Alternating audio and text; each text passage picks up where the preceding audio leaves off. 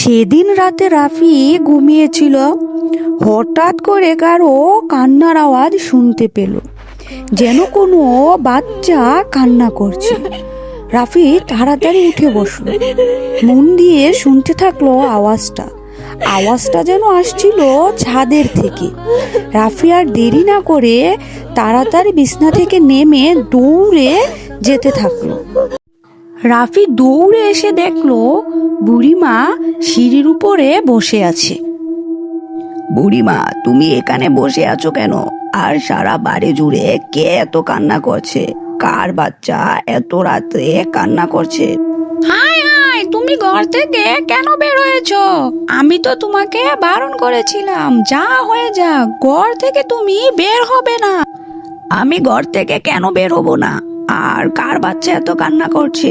এ বাড়িতে কি কোনো বাচ্চা আছে? একথা শুনে বুড়িমা জুড়ে জুড়ে হাসতে লাগলো। আর হঠাৎ করে সে একটা ভয়ঙ্কর পেতনিতে পরিণত হলো। রাফি তো ভীষণ ভয় পেয়ে গেল।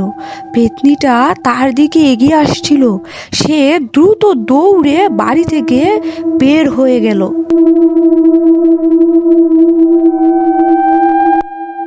ভিডিওটি ভালো লাগলে একটা লাইক করে চ্যানেলটা সাবস্ক্রাইব করো।